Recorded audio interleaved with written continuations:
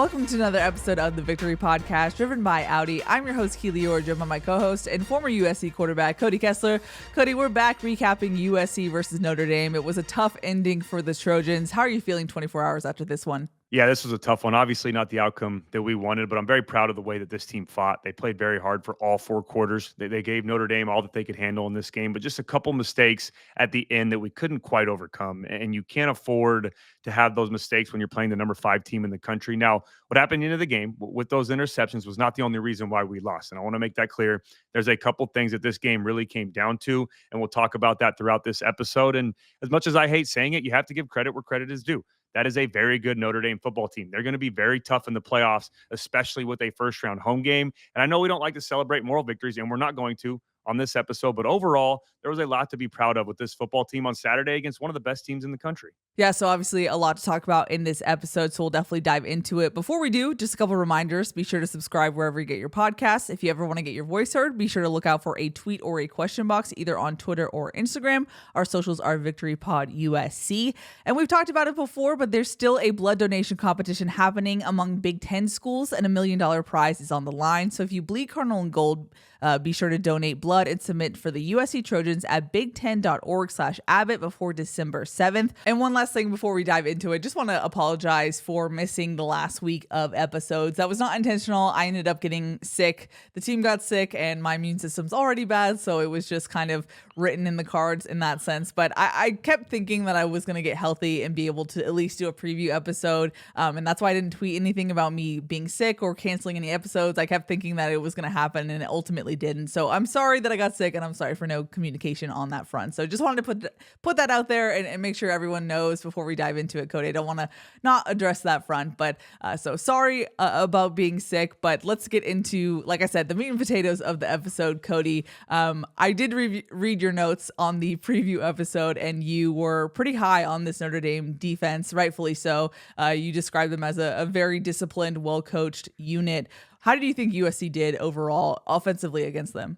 Yeah, I was very proud of how this offense played throughout the majority of this football game. When you look at the numbers, they speak for themselves. 557 yards of total offense. This Notre Dame defense is 4th in the country, only giving up 273 yards per game. We had 35 points on offense. Notre Dame's only given up 11 points per game, which is 2nd in the entire country. 360 yards passing against the number 1 pass defense in all of college football. They were only giving up 139 yards per game. I thought Jade Mayava and these receivers did a great job of finding some big plays down the field. We'll talk about Jaden here in a little bit, and then running the football. I thought we were efficient, especially with Woody Marks being out of this football game early in the first quarter. 197 yards rushing. Notre Dame was only giving up 133. Now, when you talk about the play calling a little bit, I love the different looks and personnel groupings that Coach Riley showed this Notre Dame defense. They are a very good defense. They're very sound, very disciplined. Al Golden is one of the best defensive coordinators at any level, at the NFL and college. This was a pro-style defense. They did a great job of showing you multiple fronts, with their defensive line, with their front 7. They're going to show you 4 down, 3 down, 5 down. They're going to move a lot of things around, try to dictate what you do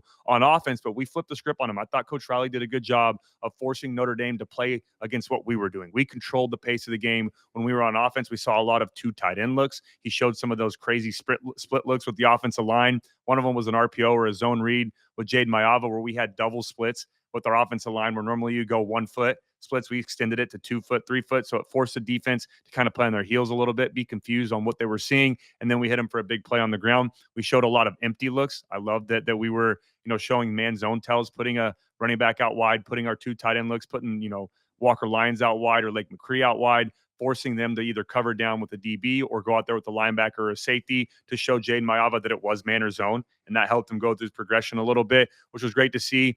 We just never allowed this Notre Dame defense to get comfortable. And I think that was very important in this game when you go up against, like I said, one of the best defenses in college football. So that was awesome. Now, I will say the other side of that, and just being honest, I didn't love some of the 4th down calls that we had in this game. I didn't love some of the 3rd down calls that we had in this game. I think we could have been a little bit better with our execution on some of the calls that we did have a guy open, some missed opportunities down the field. We had some drops. We had some missed throws. We had some blocking assignments here and there up front. And that's just me nitpicking. Obviously, when you watch the film back a couple times, you're going to see those. So wish we were a little bit better there. The other side of that is I wish we would have stayed a little bit more balanced throughout this game. I think we abandoned the run. I don't want to say abandoned, but we got away from it in the second half. We threw the ball 49 times. We ran it 28. again, I know Woody Marks was out of this game, and we had to lean on some of the younger players, which is understandable that you can get away from that when your veteran running back is out. But it's just tough when you're playing in a game like this and it is still close because you're kind of in that gray area of are we playing from behind, which we were a little bit for the majority of the second half, but it really stayed within a 1 or 2 score game for the majority of that second half. So it wasn't like we're down 3 scores and we've got to throw it all over the field to catch up. I wish we would have stayed a little bit more balanced, controlled the pace of the game in the second half, still stuck with the run game. Although we were moving the football well, I think we could have done that, like I said, a little bit better. But overall, we finished. I mean, outside of the third quarter on offense, we played a great football game. And then obviously those 2 interceptions that we'll get to and talk about the decision making in those. But when it came to the gotta have it situations in the fourth quarter, we played well. We had 245 yards of our total offense in the fourth quarter. We were moving the football up and down the field through the majority of the game. We just made some costly mistakes that really dictated the outcome. Like I said, we also didn't convert on some of those third and fourth down situations where you have to be good at. You have to be able to extend those drives. You have to be able to finish in the end zone when you're playing a team like Notre Dame. But again, I think overall we did a good job on the offensive side of the ball and some things to build off of, some things to be proud of, but also some areas that we've got to get fixed. And to your point, no team outside of Louisville had scored more than 20 points against this Notre Dame defense this season. So it was an impressive showing on that front. And when you consider the fact that this is the third time that Al Golden and Riley were facing each other. So there's some familiarity there too as well. Yeah, I mean, that's a great stat to bring up. This is a very good Notre Dame defense. Al Golden is one of the best defensive coordinators in all of college football at any level. This was a defense that wasn't giving up very much this entire season. They were second in the country, only giving up 11 points per game. They were fourth in the country with 270 yards per game. They were first in all of college football in passing defense, and you have a quarterback making his third start as a sophomore, only playing for Lincoln Riley. This is his third game under Coach Riley in this scheme, right? And meaningful snaps. And he goes out there and throws for 360. And we left some out there. There was more to be had. We had a couple drops. We had a couple missed throws. There were more points to be had, right? We had 35 against a team that has only given up 11 per game. It could have been 42-49, right? Those pick sixes at the end. We could have finished in the end zone on some of those. We had some sudden change opportunities where we could have went down and scored, right? So we left more out there to a defense that's not used to giving up a lot of those plays, especially not 550 plus yards. So that's why I say there's a lot to be positive for about this game, but that gets overshadowed after a loss. But you can't let it, especially inside the building, right? You have to be able to build that confidence with your players and go out and say, hey, look what you just did against one of the best defenses in college football, against a top 4 football team that's going to have, that's going to go far, in my opinion, in the college football playoff. That's why there's so many positives to take from this football game. And I know throughout the year, there's been struggles on this football team on offense, on defense, things that we can do better, but you can't let the losses overshadow the positive things that are going to build momentum going forward for this football team. And on the offensive side of the ball, yes, were there times that we could have made better play calling decisions? Coach Riley would be the first to admit that. He's always going to admit that. He said that in the press conference before. I've got to be better. The coaching staff has to be better. Execution also, from a player standpoint, has to be better. So there's multiple times in this game you can look and go, hey, those fourth down calls, didn't love it. Those third down calls and some of those got to have it situations, didn't love it. I feel that way too. I'm sure the coaching staff, if they had those back, would have called different plays or had different things that they could have done or things they wish they would have done differently. That happens all the time, especially in a loss. But when it comes to personnel groupings, when it comes to designing some of these plays, some of these, cat and mouse games or some of these chess match games that you play with a defensive coordinator like Al Golden, I thought Coach Riley was phenomenal. Like I mentioned, the 2 tight end looks. We didn't do that a whole lot this year. They probably weren't ready for a whole lot of those 2 tight end looks. Walker Lyons and Lake McCree were on the field a ton in this football game, and we had explosive plays when they were on the field. Some of those splits that we do at the offensive line, I can't remember when Coach Riley did that. I mean, and I've watched him on film for 3 years. We had wide, exaggerated splits. You could see the defensive line, the defensive ends, the linebackers confused where to line up. What's the shade? What's the 3 tech now? They're confused. And then before they could think, we snap it. Jaden pulls the football and picks up 10. Those are big-time plays in this game. We showed a ton of empty. We don't show a ton of empty. And we've done it before, don't get me wrong, but we did it religiously throughout this football game to help Jaden figure out man or zone, to force Golden to have to make halftime adjustments. So I say all this to say, yes, and you obviously, here we go again. This is me being passionate. This is me going back to my film study, and I can't help myself, but I say all this to say, are there areas that we can be better at on offense? Yes. Does that start with Coach Riley as well, as the play caller, as the offensive coordinator, as a head coach? 100%. And he will tell you that. But there are a lot of positives in this football game, and the players have to understand that. They have to go back and watch this film and say, this is what I can do against this type of defense, against Al Golden, against a top playoff football defense. This is what I can do. The sky's the limit, especially for these young core guys. Mekhi Lemon had a big game. Jacoby Lane had 3 touchdowns. Jaden Mayava, whether he's here next year, whether he's a starter, whether he's not, whatever it may be, we have no idea. But he can use this game going forward to build confidence, to, okay, learn from those picks, but also see what you're capable of against a very good defense, right? So again, just to wrap all that up, and to your point too, Keely, I kind of got lost in all this, but you're facing Al Golden, someone that you played before. This is the third year that they face each other. They've gone back and forth, right? We got them the first time, they got us last year. We struggled heavily in that football game in South Bend a year ago, and Coach Riley came out this year and made it a point of emphasis to protect the football and take explosive plays down the field. And we flipped the script from a year ago. Like I said, 550 plus yards of offense, of 35 points on the board against Golden, who's had 2-3 years now to prepare for us. That's awesome to see. And it really is a chess match between these coordinators. And I was excited for how this offense played on Saturday against one of the best defenses in college football. Well, you mentioned it, but it was Jaden Mayava's third start as a starting quarterback here at USC. A tough task going against the number 5 team in the nation. What did you think about his performance overall? Yeah, I thought he played extremely well. I was very happy with how he played. That's a tough spot to be put in as, a young quarterback making only your third start going against the number 1 pass defense in all of college football. He did a great job of not letting the moment be too big for him. I thought he handled the environment. Obviously, it was a loud environment. There was a lot of Notre Dame fans there. They traveled well. It was a crazy atmosphere. It's kind of what you dream of as a quarterback playing in those type of games, in college football. Now, obviously, I wish it was a little bit more meaningful for the Trojans in that game. Hopefully it was playoff implications for both teams, but either way, it was still a big game for Jaden, right? This is his audition to show that he can be the quarterback for USC in the future. And I thought he handled this game very well. And when you look at the stats, he was 27 of 49, 55% completion. One of my knocks on him last week on the recap episode, or would have been recap episode, Keely. Sorry. But no, I'm just kidding. But I thought he could have been a little bit better with his accuracy in that UCLA game. He made some big time plays pushing the ball down the field, but we missed some easy throws that he just got to settle in a little bit and make. Accuracy this week wasn't perfect, but you have to account for the drops. There were way too many times in this game that he was dropping dimes. He was putting the ball in the perfect spot, especially on those slot fades, especially pushing the ball down the field. And our receivers and some of our tight ends were dropping them. You can't have that. You have to, when you have a young quarterback, especially some of the veterans on this team, you have to help out your young quarterback. You've got to make some of those catches. You've got to be able to keep those explosive plays going. You can't lose momentum.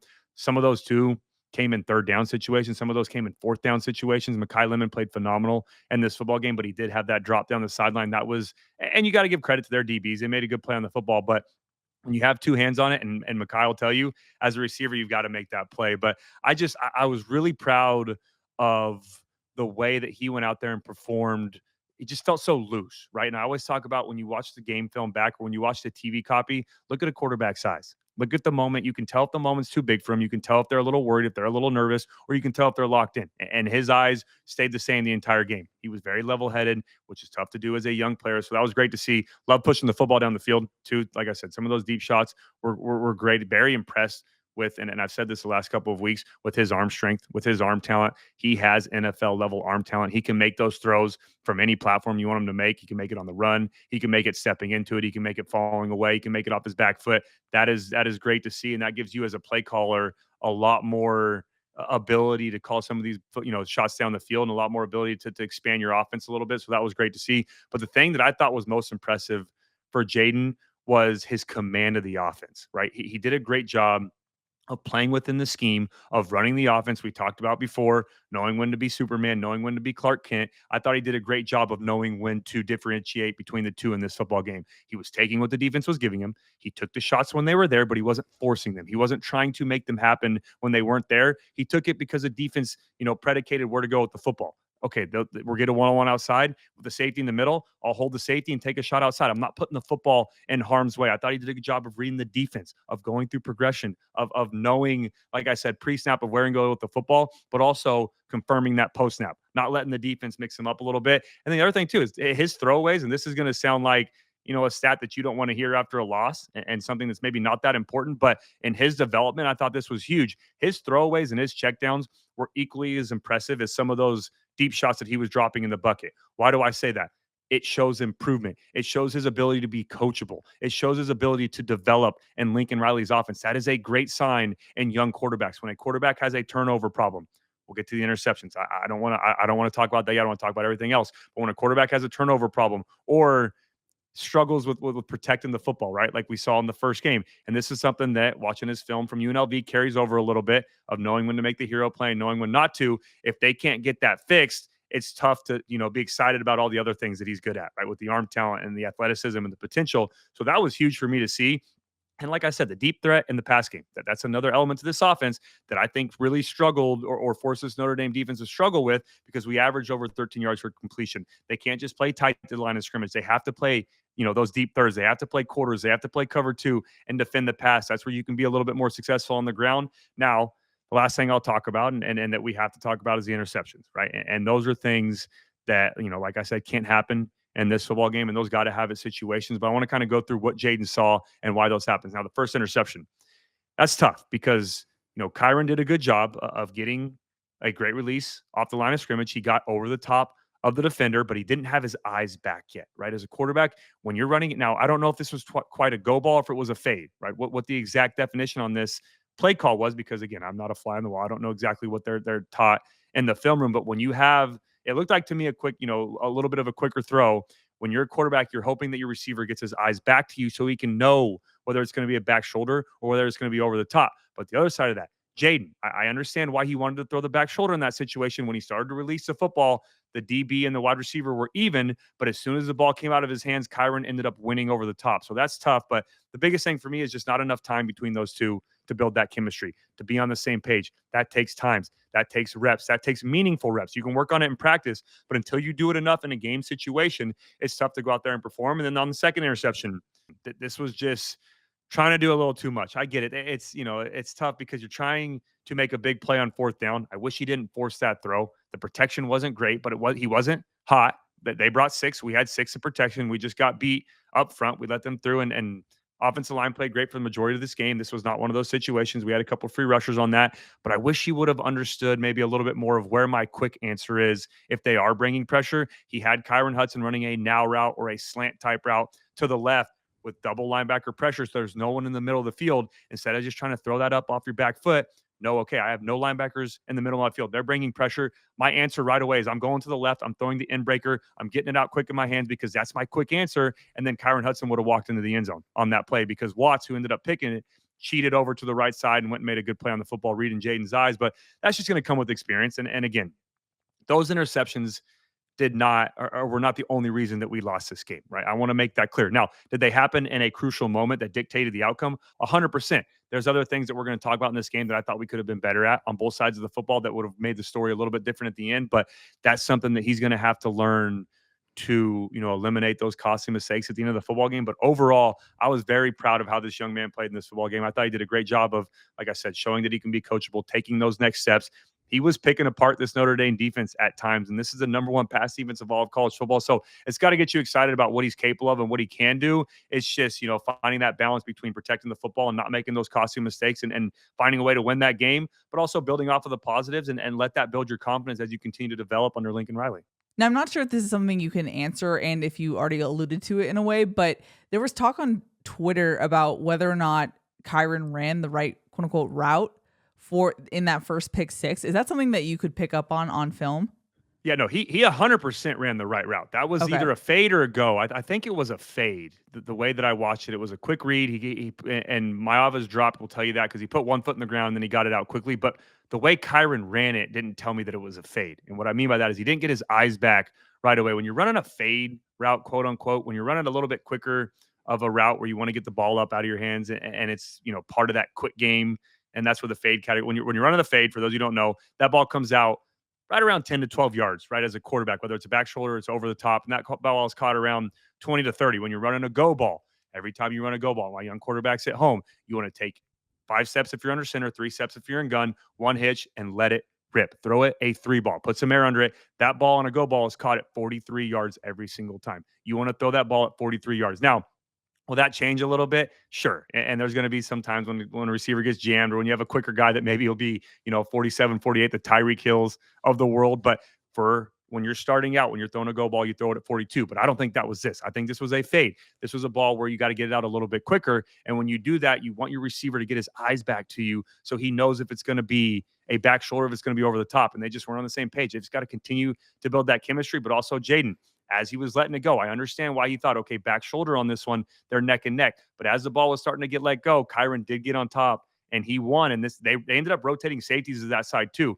So the safety that was going to help was coming all the way from the backside. So, shoulda, coulda, woulda, but I wish he would have put it over the top and they were on the same page, because that would have been 6 if Jaden was throwing it like he had all day with those shots that he was putting, over the top in the back corner and dropping it in the bucket.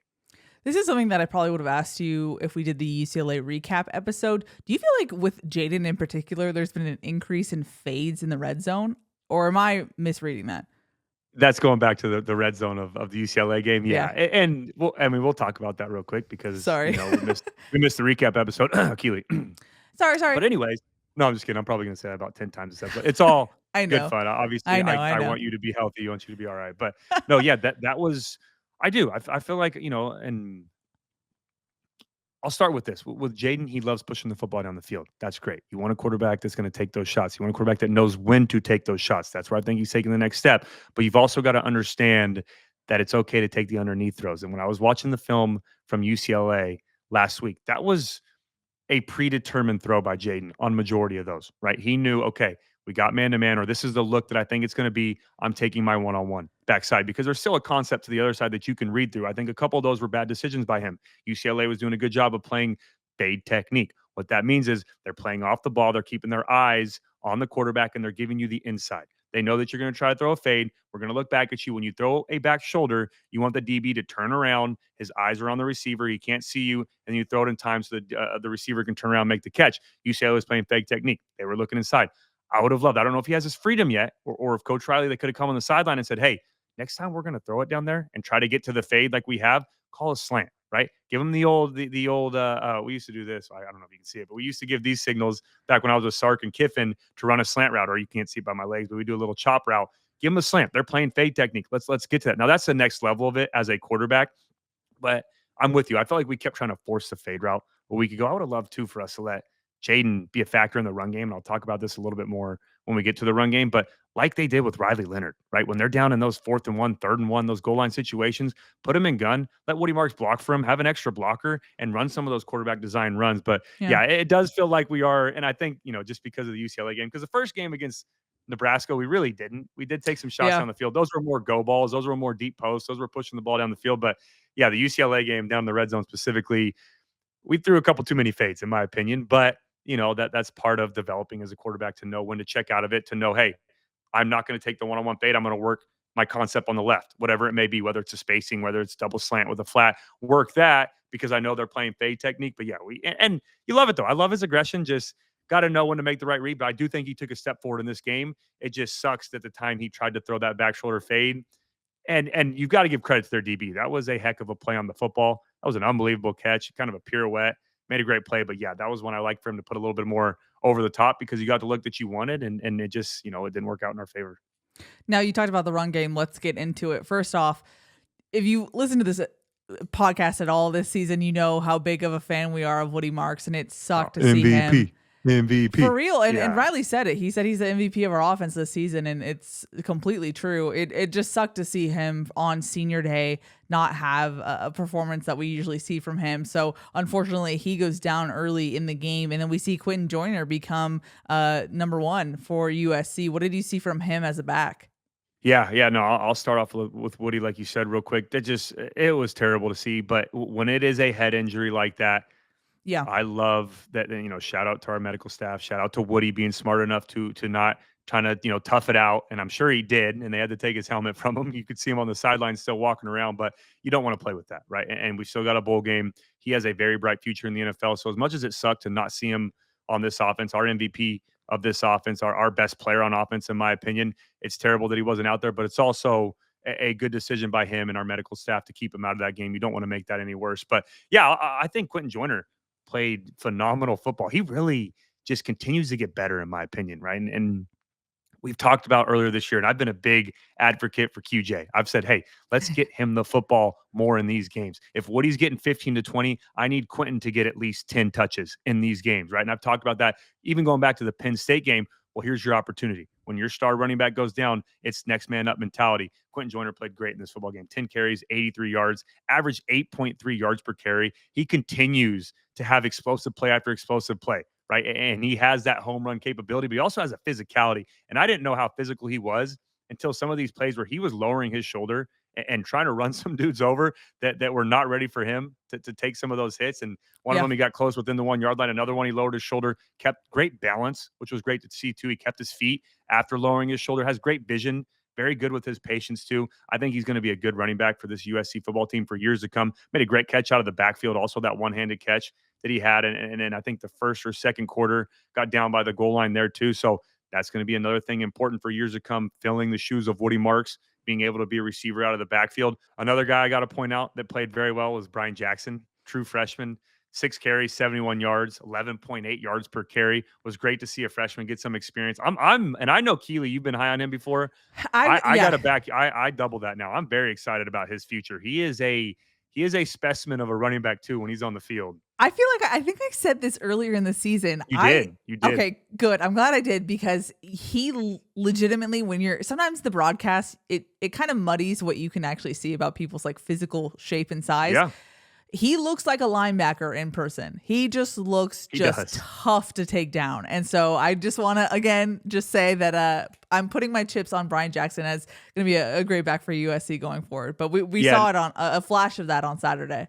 I think you said that after the Utah. You said it early. You said after the Utah State game, I think, when they used that two-back look with him, and he got some carries in that game and had some explosive runs. But Yeah. True. he look. I'm not going to put him in this category. And one of my good friends, I love him to death, but he looks a little bit like another 2-1 that I've seen before out there with the size and the physicality and the speed. Another guy by the name of Lindell Interesting. White. Now, he is nowhere near Lindell White yet, and I'm not even going to compare him in the sense of what he's done on the field.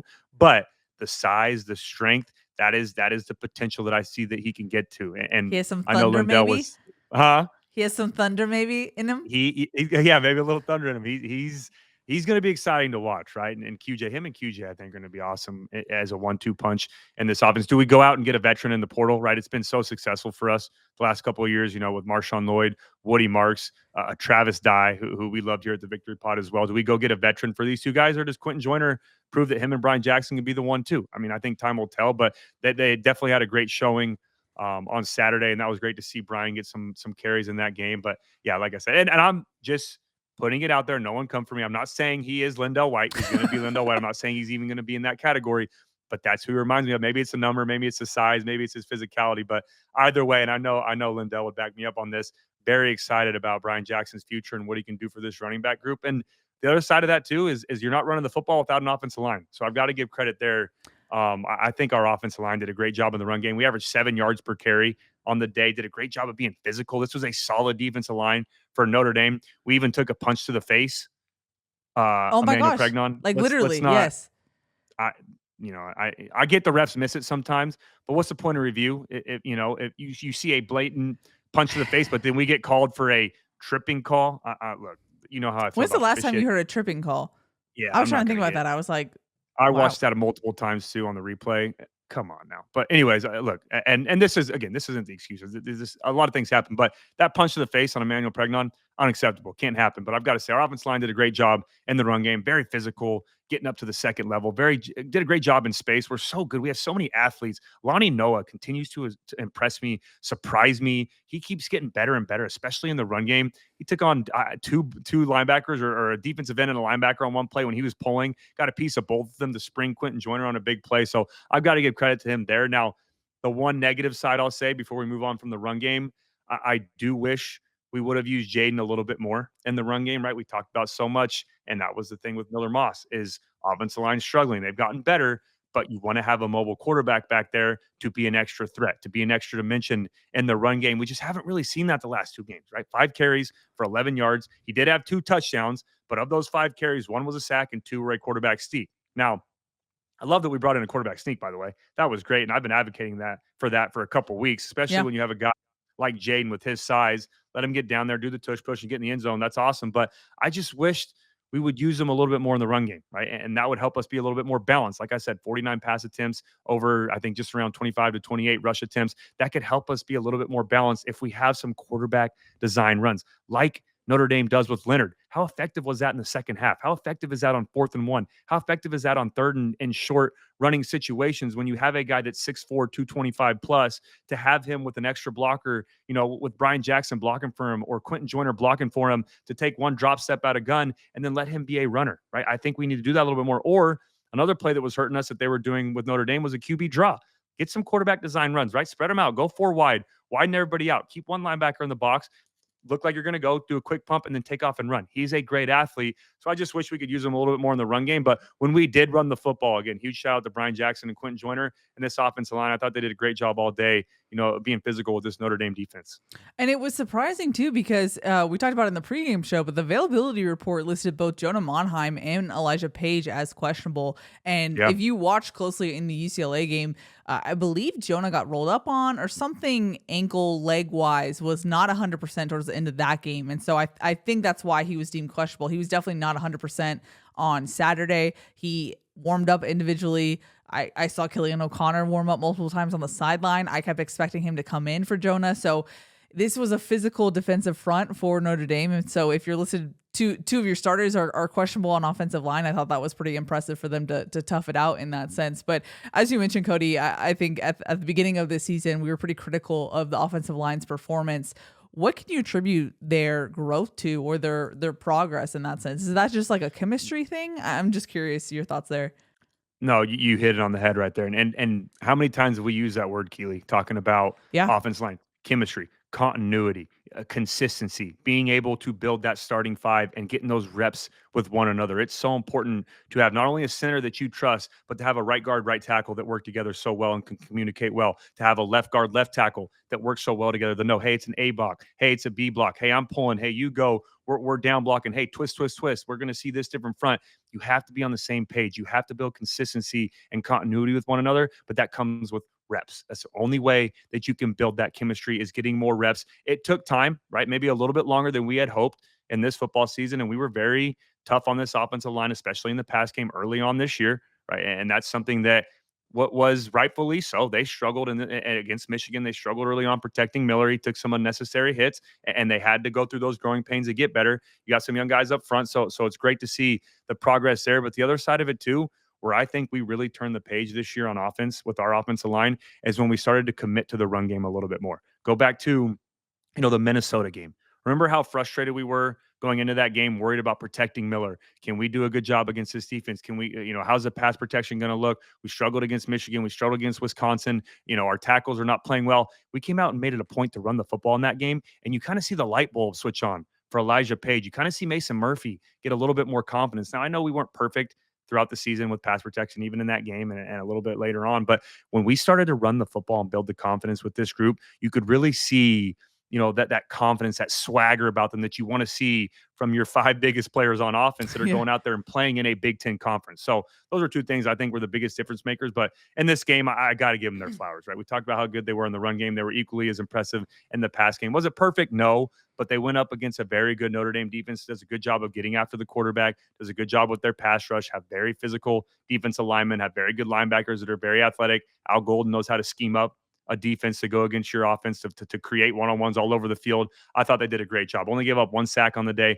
We had over 50 dropbacks on the day. Maava did a good job of moving around the pocket, going through progression because he had time. And like I said, we've criticized them all year for good reason. They struggled early on this year, but you've got to give credit where credit is due. Coach Hinson, Coach Riley has done a very good job of helping this offensive line take that next step. Some of the leaders in this group, Jonah Monheim, Emmanuel Pregnon, have really helped these young guys around them get better and better. And another guy I got to give credit to is Elijah Page. He has been phenomenal this year. He struggled early on, and I think those growing pains for him were something that needed to happen, right? It's something that he can lean back on now and self-scout and watch tape and have that experience, because he kind of got thrown in the fire last year in the bowl game and then became a starter the next year at left tackle, which is one of, if not the most important position, especially in pass protection on your offensive line. And he struggled early on, like I said, had some growing pains, but he's continued to get better. So I want to give him credit. Noah, like I mentioned in the run game, has been very good. He's been taking huge steps forward, and another guy that's going to be very good for the core of this offensive line. It's just frustrating a little bit that we're losing some of these veterans. And this is, Keely, this is a 3rd year in a row where we're going to have a center that we're going to have to replace again, right? You go back to Brett Nealon, Yeah. and then Yeah. you go to Justin Dedich, who made a position change to go play center, and now you have Jonah Monheim, who's been Who also USC's made a best position offensive change. line. Yeah, made a position change, had to go down and play center, and he's been USC's best offensive line for the last couple of years. Now we're going to lose him next year. So, yes, it's going to be tough to replace those guys. We've got to recruit well. We've got to go out in the portal and get some guys that can come in and start. We've got to develop some of the guys that are already here. They have to be ready to step up next Yeah. year, and Coach Henson has to continue to do that. But either way, like I said, Paige and Noah, two very good young core players. They're going to help this offensive line be good for years to come. And interestingly enough, Riley actually talked about it in leading up to the Notre Dame game. He said that he's seen some good things from the younger true freshman class of this offensive line. And we've talked about it so many times. I talked about it in our preview of this season. I said the hardest thing to do is to build the trenches from scratch. And we're starting to see that. You talked about Elijah Page and Lonnie Noah. You're starting to see the fruits of that slow process happen. And I'm going to save the rest of this conversation for probably a season recap episode that we'll do. But I do think it's interesting roster construction, how you kind of had to build the pieces back of poor recruiting of old regimes past. But anyway, to wrap this segment up, Cody, any final thoughts about USC's offensive performance? Yeah, just a couple more notes from me before we move on. The first one, and something that I talked about at the beginning of this offensive segment, is we have to be better on fourth down, right? We were 0 for 3 in this game. When you're playing the number 5 team in the country, when you have these got-to-have-it situations, you have to find a way to convert. One of those was a pick six that we already talked about with Jaden. Just got to make a better decision. Another one was a drop pass by Mackay on 4th and 3, a great throw by Jaden just over the outside shoulder, hit him in both hands. Good coverage on the play. The DB got in there and got the ball out, but you've got to be able to convert on that play. And then the first one was the opening drive of the game that I just didn't like the play call on that. We had a look to where it's 3 over 3, which means 3 defenders over your 3 wide receivers. We try to run a quick motion with Zachariah, bring him in, bring him back out leverage the defender and get the ball to him in the flat. They just covered it perfectly, right? When you have that type of play, that quick pass play where you have 2 blockers in front, you want to get a 2 over 3 look to where it's 2 defenders over 3 wide receivers, and that third defender is out leveraged and he's playing inside so you can get to the flat or get to the sideline before he can, or they're playing off the ball, right? It just wasn't the right look for that. Wish we would have checked out of it and got to a different play, because on that opening drive, that's a statement drive, right? You want to set the tempo. So I'd like for us to convert there. I know I just talked about him with that drop on the 4th and 3, but I've also got to give him credit. Mackay Lemon continues to be a big playmaker on this offense. 9 catches, 133 yards. I'm so excited about his future here at USC. Another thing, too, great 2-minute drive by Jaden Mayava on this offense to end the first half. That is difficult to do, especially as a young quarterback when you're not in that situation a whole lot, right? To have those 2-minute situations, made some big-time throws on that. Huge connection to Mackay on that drive, and then we finish in the end zone. Great pass to Jacoby Lane. And then the last point before we move on, and then the most important one for me, is that we've got to continue to play complementary football, right? We did a great job. If you think back to the first half, right, we had that forced fumble. Jacoby Lane punches the ball up in the air. Easton Mascarenas-Arnold comes down with it. We turn around, we go score. That was a huge momentum play. Had another opportunity in the second half and a crucial point in this game. Huge interception by John Humphrey. That was a big play in this game. His first of the season. Comes back and gives our offense great field position. We turn around and go 4-0. You just can't do that. When you're playing a good football team, you have to capitalize. You can't have missed opportunities. But overall, like I said, very impressed with this offense. This is a very good Notre Dame defense. We came out there and played well. It's tough to say all that when you lose a game, right? You start looking at all the negatives, but you can't let that fully overshadow the positives and things that build off of going forward, especially for some of these young guys. But yeah, it's a tough one. It's a game to where we played good enough to win.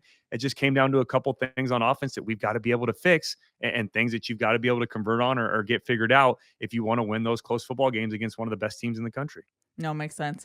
Alrighty, Cody, let's move over to the defense. Before we do, just want to give a thanks to Audi. What you expect from an SUV is a range of sizes to fit your lifestyle. Expectations matter, but exceeding them matters more. The Audi family of SUVs, progress you can feel. Alrighty, Cody, as mentioned, we're talking about USC's defense. How do you think they fared on Saturday? Yeah, I thought they played great in the first half. They really set the tempo on that side of the football, and Notre Dame came out and had a big drive to start the game. But after that, for the rest of the first half, it really felt like we were controlling the line of scrimmage, did a great job of stopping the run. They didn't really get anything going on the pass game. Loved how physical we played early on in this football game. Notre Dame has one of, if not the best offensive lines in the country. There's a reason why this group is a semifinalist for the Joe Moore Award, which goes to the top offensive line in all of college football. And I thought our young guys handled it well. I thought they did a good job of not getting bullied off the football. I thought they did a good job of playing on their side of the line of scrimmage. Now, The problem is we didn't keep that up throughout the entire game, and we have to be able to put all 4 quarters together, and we'll talk about that here in a minute. But we did have some big-time plays in this game. I thought we did a good job of having some takeaways and crucial moments that really helped us get back into the game on offense. One of them we capitalized on, like we already talked about. The other one we didn't in those big-time situations, and that was a huge pick by John Humphrey. Great for him, to make a big-time impact play. And I thought overall we played well enough on defense to give our team a chance to win this game. And we had some big time stops in the fourth quarter that just wasn't consistent enough to go out there and stop this Notre Dame offense. You mentioned putting it together for all 4 quarters. It felt like coming out of the half, USC's defense just felt like a little flat or just didn't have that momentum, at least in the third quarter, it felt like. Yeah, and when you're playing a team like Notre Dame, top 5 in the country, that's this good, you can't play good for 3 quarters and then have a bad quarter, right? You've got to put it all together. You've got to play complementary football on both sides of the ball for all 4 quarters.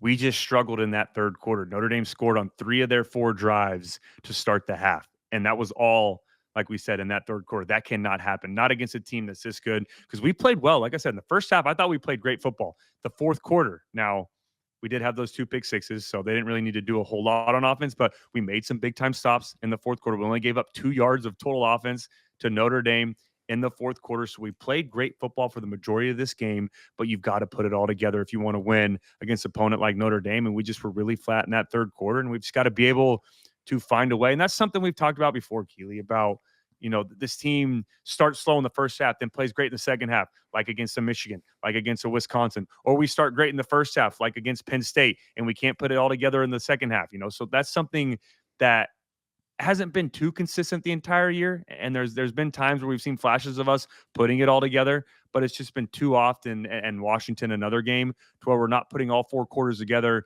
and playing complementary football on both sides of the ball. And it leads to some of these close losses in these games where we can't really find a way to get it done in the end. And it felt like in that third quarter, too, that Notre Dame's run game really got going. As far as run defense as a whole, what was your evaluation? Yeah, overall, Notre Dame had 260 yards rushing on 37 attempts. They averaged 7 yards per carry. That is not winning football. And we knew this was a football team that loved to run the ball. We had to be able to stop that. And we did a good job in the first half of being physical, like I mentioned, but you've got to put it all together. But the biggest stat for me when it came to the run game on the day are really 2 stats. The first one is, of the 260 yards that Notre Dame had, 145 of that came after contact. That means missed tackles. That means not wrapping up when we had the opportunity to make some of those tackles for loss. We had guys that were coming free. Dan Lynn, I thought, did a good job of putting together another successful game plan, putting guys in the right position to win. We've just got to be able to get the job done. And there were too many times on Saturday, and we've gotten it fixed. It's been a lot better than it's been in years past, but too many times on Saturday where missed tackles became an issue. Another thing that was really a big factor in the third quarter, getting pushed off the football. Per Pro Football Focus, Notre Dame was averaging 3.4 yards per carry before contact. That's the definition of not playing on their side of the line of scrimmage for all 4 quarters. We were getting pushed off the football, and a big part of that was in the third quarter. And I think a big reason of that was the depth, or the lack of depth, for our defensive line. We've had a lot of young guys have to step up this year, which is great for their experience. But when you don't have a great 1, 2s, even sometimes 3s, when you're playing a team that runs the football religiously, you're going to struggle. It's going to be tough to continue to be physical for the entire game. You're going to get worn out. You're susceptible to that. It's going to happen. You're playing so many snaps of having an offensive line over and over come downhill. They're going to break some of those big plays, and that was evident in the third quarter. And like I said, we just got worn down. Notre Dame really started to get a surge up front with their offensive line in the second half. We started losing gap integrity, started getting pushed too far off the football. Another stat that really backs up that third quarter dominance that they had on the ground. 148 of the 260 yards rushing for Notre Dame on the day came in that third quarter. Too many times in the second half. Also, we were losing contain on Riley Leonard. He started getting more involved in this football game. Like I said, we did a great job of being physical in the first half. We were playing on their their side of the line of scrimmage. We were coming downhill, making some big time stops. They couldn't really get anything going outside of that first drive, but we've just got to be able to put it all together. And this offseason, one thing that I think we really need to focus on is, yes, developing these young guys, but we've got to go find some more depth, whether it's the high school players coming in or going and getting some of these dominant pass rushers or interior defensive linemen in the transfer portal, and really establishing that 1-2 punch that you need to have up front to play in the Big Ten on your defensive line. It's funny you say that because we've got a question from Jonathan who said, what position group do you think we need to shore up most in the offseason? And he said, I'm thinking defensive line. And I think you two are on the same page there, Cody. Yeah, I'm going to agree with Jonathan on that one. I think defensive line is 1A, 1B right behind that is offensive line. Just if you want to be successful in the Big Ten, and we have learned that this year, you've got to really start and build the trenches and then work out, right? We have a lot of great skill players. I think we have some good players on the back end on defense, some really good linebackers, some great guys on this defensive line that we can continue to develop, and guys that I'm excited about for their future, and some leaders and transfer guys that came over this year that have made a big impact and helped us take that next step on defense. But if we want to be one of the teams that can compete year in and year out for a Big Ten conference championship, to be able to go to the college football playoffs, you just have to have those great players, but you also have to have great depth behind them. So I'm with Jonathan on that. I think overall, maybe I would say the trenches on both sides of the ball, but yeah, defensive line is definitely up there at the top. Now, when it comes to USC's passing defense, what did you see from them in that regard? It felt like this was another game where a tight end was kind of giving them struggles in a sense. Yeah, I thought we did a decent job for the most part with our pass teams. We did struggle at times throughout the day, and we knew Notre Dame wasn't going to come out and throw the football all over the field. We knew Riley Leonard had a decent arm, but he's not going to come out there and pick you apart. He wants to be heavily involved in the run game. He's a dual threat quarterback. They do have offensive coordinator Mike Denbrock, who has been a part of some big time offenses in the past. Last year, he was at LSU. He helped Jaden Daniels go out and win a Heisman Trophy. But this Notre Dame football team does not have the same personnel as LSU did a year ago. This is going to be a spread offense, which it was, but they like to run the football. Now, when they did throw it, they did hurt us in a couple situations. Leonard on the day was 17 of 22, 155 yards, 2 touchdowns, 1 interception. I thought we did a great job on the outside with our corners, covering some of their wide receivers. They were really non-existent in the pass game, but where we struggled, like you mentioned, was covering some of these tight ends and running backs. That was really the story of the day for their pass game. 113 of 155 passing yards went to either their tight end or their running backs. Both passing touchdowns in this football game went to their tight ends. We've just got to be a little bit better with our linebackers, with our safeties, covering some of these pass-catching tight ends. And another side of that is we could have been a little bit better getting home to the quarterback, right? Only 28 snaps on the day, so not a ton of opportunities, but we only had 2 sacks and we had 3 pressures all game long, which I'll take. I think we're improving in that area, but if you really want to take that next step and be dominant, you got to consistently get pressure on the quarterback. 3 pressures out of 28 snaps is just not enough. And the other area where we struggled is when the play broke down. Too many times we let Riley Leonard get outside of the pocket and hurt us with his legs, especially in the second half of this game. This really, too, was the first chance to see what Lynn's defense does against a true dual threat quarterback, right? Yeah, 100%. I mean, outside of the Michigan game, but I'm not going to put, Alex Orji in the dual threat category. He was just a running back there playing quarterback, and we knew that going into this game. But when you have a quarterback like Riley Leonard that can throw it, they can run it, they can hurt you in multiple ways, it's challenging. And that's something that USC has struggled with in the past, and we haven't been able to really see that with Coach Lynn and his time here at USC. So I thought we did a good job for the most part, especially in the first half. But really the story of the day was not being able to put both halves together, not being able to come out and play well in the third quarter. And Riley Leonard started hurting us on the ground. And that third quarter, he started hurting us with some of those quarterback design runs, some of those QB draw plays. They had some gaping holes because we had to worry both about Leonard and their running backs. Love started having some bigger plays right there too. Price and other guys. So, yeah, I mean, I thought we did a good job for the most part going against a true dual threat quarterback that can hurt you both through the air and on the ground. But can we be a little bit better in some of those categories? Absolutely. And we've got to be able to put all 4 quarters together. An issue that you've identified throughout this season is just the disparity between Lynn's defense on 3rd down versus 4th down. And I understand that like context matters and there's things to it, but I feel like that showed itself again in this game as well. Yeah, 100%. I mean, Notre Dame was 3 of 9, which is 33% on 3rd down. That is winning football for your defense. We did a great job all game of winning on 3rd down, but then the other side of that, Notre Dame went 3 of 3 on 4th down, which is obviously 100% conversion rate. They had one of those was the fake punt pass, right? So you can't really blame that on Coach Lynn and this defense. That's more of special teams. I was going to ask you about that. What did you think about that? That was pretty gutsy. That's given tough the field one position. Too. Yeah, that was their former quarterback. If you remember his name, I think Tyler Buckner, who was from SoCal. Yes. Ended up going to Notre Dame, transferred to Alabama, then came back to Notre Dame. I think he now plays receiver. He wears number 28. So interesting. I didn't realize that until I watched the TV copy at home. But yeah, that was Tyler Buckner. He ended up going in there, and I don't know if we knew that schematically that he was always in there, or if we had an antenna up because he did go in there. But obviously, we didn't plan for that, and they ended up converting on one of the, which was a gutsy call, like you said. Yeah, given field the time position of the game and where the ball Yeah. was. It was on their own side of the field. That's not one of those where you expect it. So, I mean, in those rivalry games, you got to expect the unexpected. But the other two were on the defense, right? An easy out route on 4th and 1. I thought Jalen Smith played well for the majority of the game. But one of those, he just gave up an easy conversion on that 4th down play, played a little bit too far off the football and was playing too soft. Now, that one didn't hurt us too bad. Both the fake punt pass the fake punt pass and the easy out route I just talked about on 4th and 1 were on the same drive that led to that missed field goal. So we got away with it a little bit there, but we did give up another first down conversion or a 4th down conversion when Riley Leonard went and got a first down on 4th and 1. That did lead to a touchdown, an opportunity for us to get off the field to go down and score. That was the one that was very close. It went to review and he barely got it. But either way, you've got to find a way to stop those 4th down conversions. Going 3 of 3 on the day and us going 0 of 3 is, when you're in these close games, those can be the difference makers if you can finish and find a way to win on those gotta have it situations. Alrighty, Cody, not sure if there's any other topics you want to talk about when talking about USC's defense, but any other thoughts before we move on?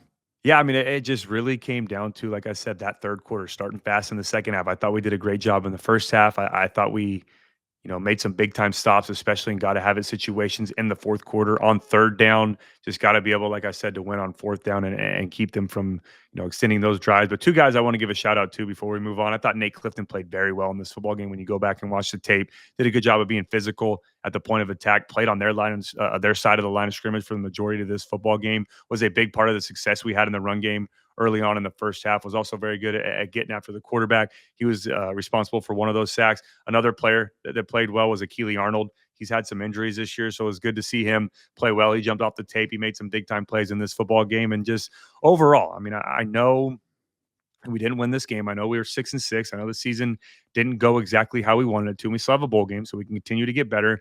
But it's been great to see this year, Coach Lynn and this defense and the staff around him really take that next step forward, right? And there's a lot of young guys on this defense. We've had a lot of injuries. We've had some key players have to sit out. So it's not been as perfect as we wanted it to be, but there is progress being made. And I think that's so evident. I think anybody that watches USC football, that goes back and watches the film, can really see that talks to the players in the locker room. Yeah. And highly they speak of Coach Lynn. Anybody in the facility can see that, and you hear about it all the time on Trojans Live when we do the player interviews. So I think this USC defense is absolutely in great hands. We have to make sure we keep Coach Lynn here. We have to make sure we keep some of the coaches on that staff here as well. I know there are going to be some hot commodities this offseason, but USC's defense has a bright future under Danton Lynn, and he's done a great job this year of helping them take that next step. Now, is it where it needs to be and 100% a finished product? No, but you got to remember it's year one, and these players are still learning this scheme. This is their first time ever playing in this scheme. So I can't wait to see what year 2 looks like. And obviously another bowl game to go out there and handle and get better. But when we have a full off season with some self-scout and with some stuff on tape that we can watch back from a year ago, I'm excited to see, how far Danton Lynn can take this USC defense in the future. Yeah, and that plus the evolution of his recruiting classes and getting his quote unquote guys and the people who 100%. he thinks will execute his scheme the best. I for what he was able to do with the personnel and the short recruiting time turnaround that he had. I mean, I believe he was hired and hit the recruiting trail for the first time ever in his career when he was hired for USC. So once that, the fruits of his labor recruiting wise pays off, I'm really curious to see what that looks like here at USC. Yeah. And to back that up too, to your point, I mean, and there's guys that can develop and play in the scheme. And that's one of the things that we love about Danton Lynn, that USC fans love about Danton Lynn, that the players love about Danton Lynn. He says, I don't care what you're capable of.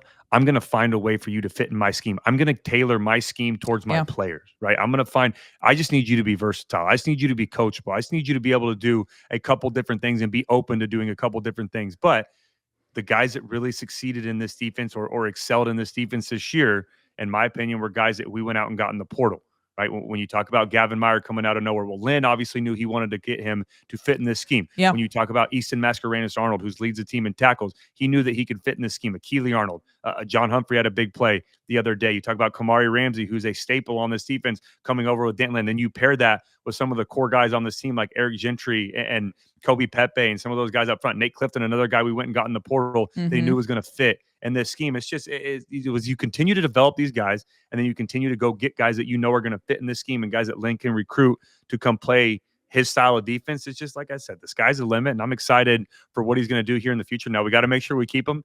He's going to continue to be a hot commodity, both as a coordinator elsewhere, as probably as a head coach. Very soon, he's going to be one of those young head coaches, in my opinion, in the next couple of years. But hopefully we can keep him here at USC for as long as possible, and we can continue to see some success on the defensive side of the football. Alrighty, let's head over into questions, Cody. Before we do, just want to give a thanks to Audi. Focus matters. Listen closely. The Audi Q8 e-tron's cabin is serenely quiet, so you can focus on other things like having tomorrow's technology today. The new fully electric Audi Q8 e-tron, how we get there matters. And at Ralph's, everyone wins when it comes to saving big, because when you order online through the Ralph's app, you get the same great prices, deals, and rewards on pickup or delivery that you do in store. So no matter how you shop, you always save big at Ralph's. Ralph's, fresh for everyone. Fight on. Are the balloons working? Oh, they're not working. That's crazy. Okay. You sounded so sad about it. Normally we have video effects on this show when I do that, but no, it's not working as of late. And I don't know how to turn it back on. So if you missed it, then go back and watch the earlier episodes because it's pretty cool. Now, I'm kind of putting you on the spot here, Cody, without film in front of you. But MJ said, why not run the ball before the first interception and the fourth? Not sure if you have a good memory of that play calling situation. Yeah, I mean, the play before that was we had that huge run by Quentin Joyner. He had a 23-yard run. He was tackled in the backfield. It looked like he was going to be tackled for loss, and then he spins out of it and has an explosive play. The play before that, though, we had a 20-plus yard pass to Deuce Robinson. So we were rolling on offense. It's just, that's hindsight 2020. I get it. Maybe wanting to run the football after an explosive run with Quentin Joyner, feed the hot hand, let him run it again. But also Jaden was doing a good job in the pass game. It's just all hindsight. Obviously, that interception happens, and it's tough to say, why don't we do this differently? Why don't we throw it differently? Why don't we just run the football again back to back after an explosive run play? But yeah, I mean, it's always things that you go back and look at when you self-scout, when you watch the film again, that you maybe wish you would have done differently. And it'd be interesting to see if Coach Riley would have called that play a little differently. But the play was there. Like I talked about, go back and watch the film. It's just two guys not quite on the same page, but Kyron Hudson was open over the top. Jaden Maiava thought he was going to throw a back shoulder. Kyron didn't get his head back in time. It's just, I love the play call there, especially with man-to-man, and they were rotating a safety down in the box. Just got to be able to convert on it. But yeah, I mean, we did have a couple big runs on that drive, especially with Quentin Joyner having that 23-yarder the play before. It's all hindsight with those questions. But the overall view of that, yes, I wish we would have been a little bit more balanced throughout the football game and ran the ball more in the second half. I'm going to combine questions into one. Joe Osorio said, Cody, do you think USC should get an offensive coordinator to allow Riley to manage all phases of the game?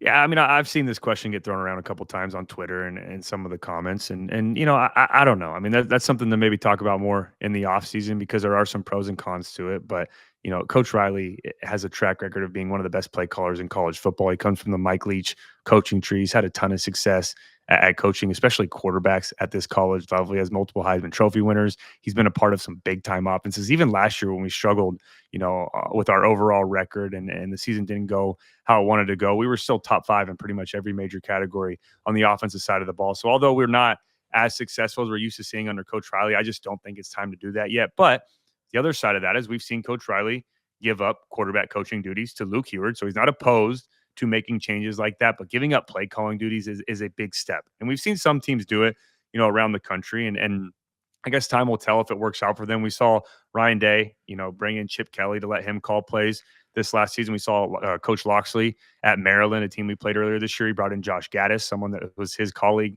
at Alabama when they had all that success there together, to call plays. But then Loxley obviously didn't like how the job was being done, because he took play calling duties back over from Gaddis against us when we played in that football game. So there's always going to be some conflict, I think, when you do things like that. And it'll be interesting to see, long-term effects with Chip Kelly and Ryan Day and how that works out at Ohio State. But, Coach Riley still is one of, in my opinion, the best play callers in college football. Has it been an off year a little bit? Has he had to manage, multiple quarterbacks this season and not fully getting comfortable with, what Miller Moss can do well, and maybe what Jade Maiava can do well, and guys that aren't quite in the Caleb Williams or the Jalen Hurts, the Kyler Murray category, the Baker Mayfield type of players, 100%. But that's why you got to be able to develop. That's why you got to be able to go back in the offseason, self-scout, and figure out how you take that next step forward. So I think one quote-unquote down year for this offense, right, for under Coach Riley, not to the standard that we're used to seeing, is going to warrant him going out and saying, okay, now I got to go get an offensive coordinator. But if Coach Riley, being the coach that I know he is, wants the best for his football team, and that comes up, or that's something that he talks about in the offseason, I think he's going to look at all angles of how to improve his football team. So I don't think it's completely out of the picture. But if you're asking me personally, and again, we'll touch on this more in the offseason, I just don't think you do that right now, just because of how good he's been historically as a coach. But if you do, go that way. You've got to find someone that fits perfectly in your scheme, someone that you're going to be on the same page with, that you are going to be basically finishing each other's sentences on game day and knowing what the next or what the coach is going to call and what they want to do so that it goes smoothly, because that is a big decision to make. But at the end of the day, yeah, Joe, I think it's too early to do that. I don't think that happens this offseason, but Coach Riley, being a coach that wants the best for his football team, if that ever came up and he reaches out to a Ryan Day, to a Coach Loxley at Maryland, and kind of pick their brain a little bit, if he wants to go that route so he can be more involved on a game manager standpoint on game day with timeouts, different things like that, being more involved with defense, I don't think he'd fully be opposed. But yeah, I don't think you make that decision right now, but maybe that's something that, we can talk about more in the offseason and Coach Riley may bring up on his own, or just, it doesn't happen at all. And he goes, to be the play caller again next year, because I do think, like I said, he's one of the best in the country when it comes to designing a game plan. He's got to be able to go out there and execute it and get the job done and get back to that success on offense that we're used to seeing from a Lincoln Riley offense. And you mentioned like off-season topics and off-season pod, and we've mentioned it earlier in this episode too. So I just want to put that out there. We will do that. And the reason I mentioned that is the next questions we have are very like heavy into overall season analysis and like, for example, Louis said, where does the team go from here? And another Louis, a different Louis, said, now that the season is over. And it's like, well, it's not over for us. We still have a bowl game to preview. We have other things to talk about when it comes to the rest of this season. So I don't know how far we want to get into those deep conversations, Cody. But I will ask a question from Sammy, who said, what's one actionable item that USC can do to improve for next season? So curious what you think there. Yeah, I mean, to address that first thing, yeah, we absolutely will do a self-scout episode at the end of this year, talk about all the pros, all the cons, see where we rank statistically on offense, on defense, things that we need to get better at, things that we need to improve on. But I do want to wait for the bowl game, like Keely mentioned, because you're going to see some young guys play. We're going to see some guys have a bigger impact or a bigger role in this bowl game, that I think it would be unfair to discuss kind of the overview of the season or what to look forward to going forward without being able to see some of these young guys play or have a bigger role, or see who's going to play well in the bowl game, right? Because sometimes it just takes that, little mini fall camp, think about last year, spring ball. Well, yeah, I mean, Miller steps up when everyone's kind of talking decided about, the quarterback. Yeah. I mean, do we go get a transfer guy? And that was probably going to be the topic of the conversation. Then you see the bowl game and it's like, well, actually Miller played well. Do we keep him? Hey, do we go get more receivers with some of these older guys leaving? Well, Jacoby Lane played well and Deuce Robinson stepped. So I think there's too many things to factor in to really talk about a season overall. But to go back to what I think we do or address this offseason, I think it goes back to a question we got earlier. We have to build the trenches. That's the most important thing for me. We've got to go find some dogs up front, that dog mentality, like Coach Henderson talks about, to add to the depth we already have, right? Because there are some good players on this team, especially some young guys that are going to continue to develop and have shown some flashes of how good they can be. You just got to add some depth and some competition around them. So our two deep is just as good as our one deep when you're rotating on game day in the Big Ten, and also the offensive side of the ball, right? We got Elijah Page coming back. We got Alani Noah. We got some core younger guys on this group up front. We've either got to develop some of the guys behind them or go out and find some guys that can play right away, that can come out and be effective. And like I said, I wouldn't mind getting some other skill players and getting some other guys in the secondary, getting some other linebackers, other areas of the field, and going and finding a big time running back to pair up with Quentin Joyner and Brian Jackson. But overall, I think that the most important thing is building the trenches this offseason, whether that's some guys coming in, developing guys on the roster, or going out and finding some big playmakers in the portal. I will say, though, I am really itching to talk about like the season as a whole and where USC goes from now. Part of the reason why is because I was trying to figure out who is actually going to walk for senior day. And I don't know why. I kind of forgot how young this roster actually is. I was surprised. That was a quick senior day. It was a quick senior day. But two, I was surprised about how many freshmen and redshirt freshmen are actually on this roster. And I know that sounds really dumb in elementary, and I know I should know that better. But I kind of forgot as the season progressed. But this is a young team overall. And I'm so curious what this type of season does for young guys. Like, do you learn what not to do and like what not to face, like not to go through heartbreaking close losses like that? Does that motivate younger guys to, do more weights in the off season? I don't know. Exactly. This is I'm getting into it. This is what I want to talk about. But here we go. You just said you're not going to do off season episode, and I'm already ready to go. I'll say this. Here I am. I've said it before. I'll say this real quick. I just, and this is at any level, and I still think this holds true to this day. You are a rookie until you play on the field. I don't care if you're a junior, if you're a senior, if you're a redshirt sophomore, whatever it may be, until you get those meaningful reps and play an entire season or play meaningful reps throughout the year, you are still a rookie because you don't know what to expect. It's so hard to replicate a game type atmosphere, game day situations in fall camp, in spring ball, in practice. It's so difficult. And we've seen so many young players step up that it feels like they're already seasoned veterans, right? We talk about Cam Yeah. Fountain going from a true freshman or a young player to now being a staple on this defense. Braylon Shelby, another young guy who hasn't played a ton, got some experience last year, but became a staple on this defense. Devin Tompkins, another guy. We saw Desmond Stevens make some big time plays. Some of the guys in the secondary, some young players that I'm excited about that have shown some flashes. They're going to continue to get better.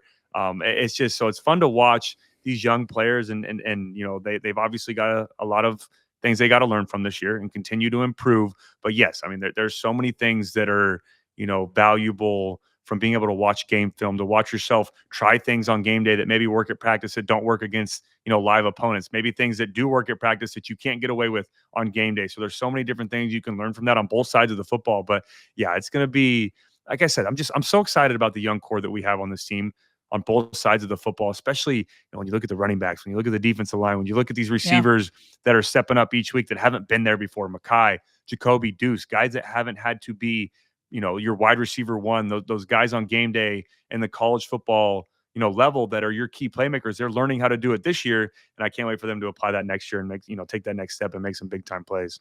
And to your point about getting game time, you also don't fully know as a coach what you have in a player. And like to that point, Lynn talked about leading up to the Notre Dame game that like bowl game practices will give him an opportunity to kind of toy around with guys like Cam Fountain. Does he play better inside versus outside or off ball? Like he talked about, kind of scheming up some new things just because he's seen them in games and wants to like toy with it. So it's just interesting to see what Sam Green too. Sam Green's another. I'm telling you that 4th and 10 against UCLA when he played off the ball, he's another guy I'm excited about to see where he's going to play. Desmond Stevens, like I just mentioned, but that's what it is. You don't know. There's so many guys that start out. There's times you see guys that start out as a wide receiver that end up playing tight end, or play tight end that play wide receiver, that play running back that now play on the defensive side of the football, that play safety, that play now play corner or move all around, that you don't know where their best fit is until you see them on game day. So that's a great point, Keely. And Coach Lynn, the way that we know him is the definition of his defense is versatility.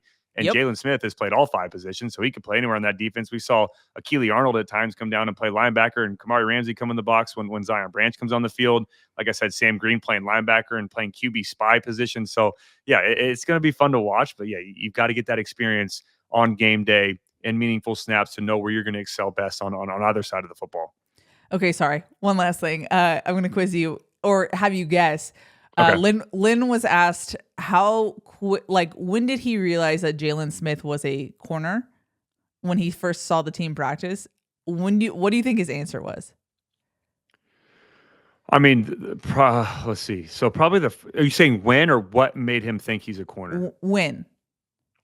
Oh, when? I mean, the cool answer would be first day, first rep. That's what he said. Said. First day. The first rep. First practice. I would venture off to say what made him know that was true is probably when they did one-on-ones or playing man-to-man. I would love to ask if that was kind of the next follow-up, because if you want to play corner in college football, if you want to play corner in the NFL, you have to be able to win in man-to-man, and Jalen Smith does just that. He is a sticky defender. But yeah, that's cool. I mean, then that goes to show too. I mean, he was 100% right. I thought Jalen Smith was one of the better cornerbacks, not only in the Big Ten, but in all of college football this season. I think he made himself a ton of money at the next level because of the way he played this year. And may not be the biggest corner, and that's kind of the way that the NFL is going right now with some of those bigger corners, with the Sauce Gardners, the Jalen Ramseys, and we have some other guys on our defense that are bigger that can cover some of those bigger pass catchers on offense. But he makes up with that in physicality. He is one of the hardest hitters on this defense. He's also not the biggest guy in this defense. So that's a great combination to have. And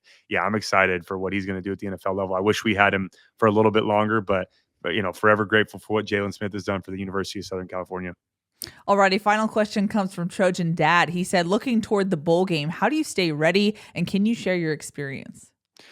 Yeah, the first thing you do is, like I said, self-scout. Take a step back, let everything settle in a little bit. You kind of go over the entire season. You haven't had a moment to breathe besides maybe a bye week here and there, but you're still practicing. So take a step back. Make sure you handle academics. There's too many times where guys become ineligible because they slack off the entire year and then they try to figure it all out right before the bowl game. Grades come out just before that. So make sure you're handling your business there and getting everything done so that you can go out and just focus on football.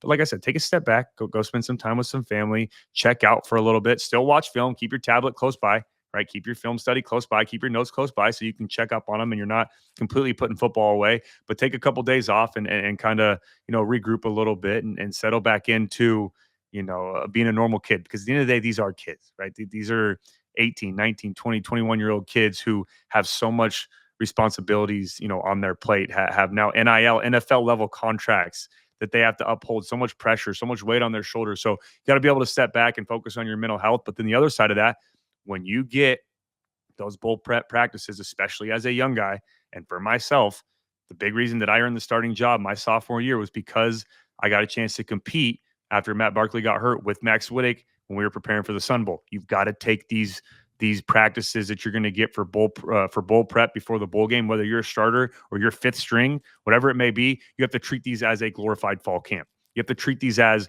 fall camp for 2025, for spring ball of 2025. This is an audition for you to be able to show that you can be a player for next year. So it's going to be a lot of fun to watch. I'm excited to see what bowl game we get. Obviously, it's not where we want to be. It's not the expectations that we had coming into this season, but there's still a ton to play for in these bowl games. And that's kind of the other side of it, is it's not just going out there and winning a bowl game. It's also these younger guys getting opportunities, having some of these young guys on game day show what they can do, and if they can be the future of this program and if they can earn themselves a spot for next year. But yeah, it's going to be a lot of fun to watch. Hopefully we get a good bowl game, get a good opponent. I hope it's a challenging game and it's a game that everyone's going to be excited about. But yeah, we got one more to go. Then I promise we'll focus on the offseason and kind of this season as a whole. Got I was going to say signing day.